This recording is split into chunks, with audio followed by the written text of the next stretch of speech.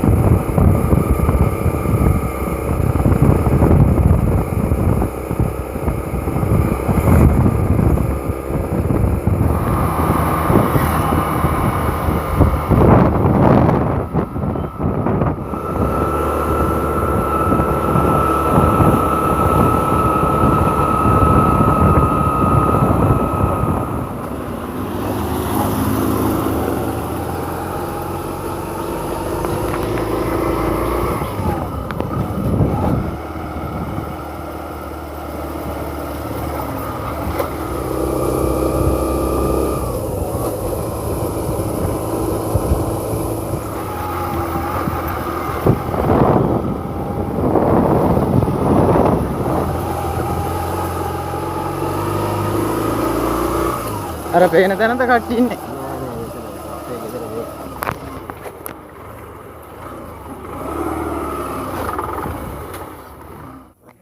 ඔයා ගන්න. නැත්තම් ආයි මෙහෙම. ඔයා ගන්න. ඔයාලා මෙහෙට එන්න. අයියෝ මෙහාට එන්න. කමන්නේ.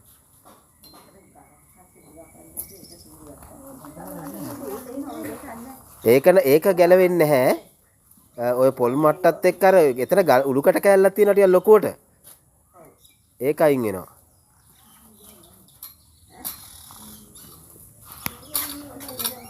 ඔයා ඔන් කරලා තියෙන්නේ? ටයිම් එක යනවා නේද? ඔව්.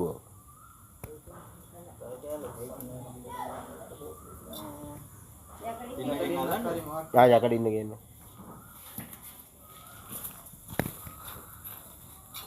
කොහෙද මණ්ඩලෙද? මණ්ඩලෙද.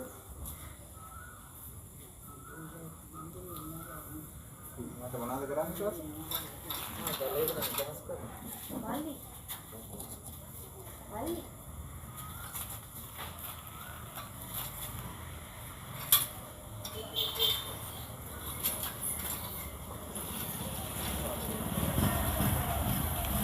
ඉතින්ලා ඉතියා කියන්නේ අන්න ගොඩක් නෑ ඔබ.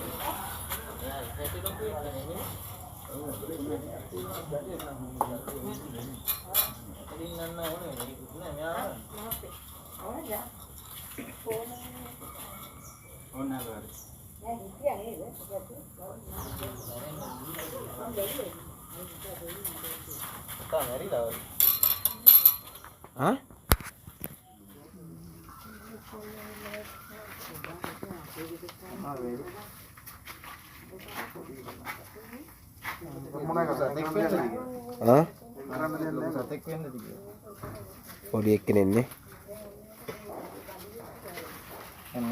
මේ සතා මැරුණා වුණත් මේ අතපත ගන්න යන්න ඕනේ නැහැ. මැරිච්ච සතෙක් වුණත් පැය ගාණක් යනකම් එයාගේ සෛල ජීවය කරනවා. මේ ඔටෝම දස්තනයක් වෙන්න පුළුවන්. එහෙමද? ඔව්.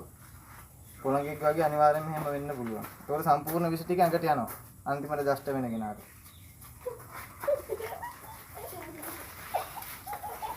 ඉතින් වල දාන්න තමයි තියෙන්නේ. දවසට සවුත් වෙනවා ඉක්මනට සවුත් වෙනවා මේ සත්‍ය. තම මොනවාද? ඉක්මනට සවුත් වෙනවා. හායි යාළුවනේ. ඉතින් මම මෙහෙම වීඩියෝ එක අවසානයේ එන්න හේතුව ඕගොල්ලෝ උනත් දකින්න නැති වීඩියෝ එක බලද්දි මේකේ අන්තිමට සතාට මොකද්ද වුනේ කියලා. සතා ගුල ඇතුලේ වුනේ. මම ඉතින් ගුල ටිකින් ටික කඩලා සතාව එළියට ගන්නකොට සතා මැරිලා හිටියේ. ඉතින් මං ඇහුවා ගෙදර කට්ටියගෙන් මොකෑ මෙහෙම උනේ. ගුල ඇතුළට රිංගුවා කියලා තමයි මට කිව්වේ. ඒ වගේම සතාව අල්ලනකොට මට නිකන් ද්‍රාවණයක් වගේ දෙයක් තියෙනවා කියලා තේරුණා ඇඟේ. ඉතින් මට භූමි තෙල් ගඳකුත් ඒ අවටින් ආවා. ඊට පස්සේ මං ගෙදර කට්ටියකින් ඇහුවා මොකද්ද උනේ මෙතන? සතාට භූමි තෙල් ගැහුවද? එතකොට කිව්වා ඒගොල්ලෝ පුළුවන් තරම් දේවල් කරා කිව්වා. මිරිස් පුච්චලා තියනවා, භූමි තෙල් ගහලා තියනවා. සතා වෙලව ගන්න පුළුවන් තරම් දේවල් කරලා තමයි බැරිම තැන තමයි මාව සම්බන්ධ කරගන්න උත්සාහ කරලා තියෙන්නේ. ඉතින් මගේ ජීවිතේ දැක්ක පළවෙනි සිදුවීම මේ මෙච්චර ඉක්මනට සතෙක් භූමි තෙල් නිසා මරණයටපත් වෙන එක. ඉතින් යාළුවනේ මම මෙහෙම එන්න හේතුව ඔයාලා වීඩියෝ එකනුත් දකින්න ඇති. මොකද සතාට වෙලා තියෙන්නේ කියලා. භූමි තෙල් එච්චරටම භයානකයි. භූමි තෙල්, පෙට්‍රල්, ටිනර් වගේ දේවල් සර්පයෝ එළවීම සඳහා භාවිතා කරන්න එපා. ඉතින් මම මේ දේවල් ගැන ගෙදර අයට හොඳට පැහැදිලි කරලා දුන්නා. ඒගොල්ලොත් ගොඩක් දැන් පසුතැවෙනවා කියලා කිව්වා. මටත් එන අවුල්.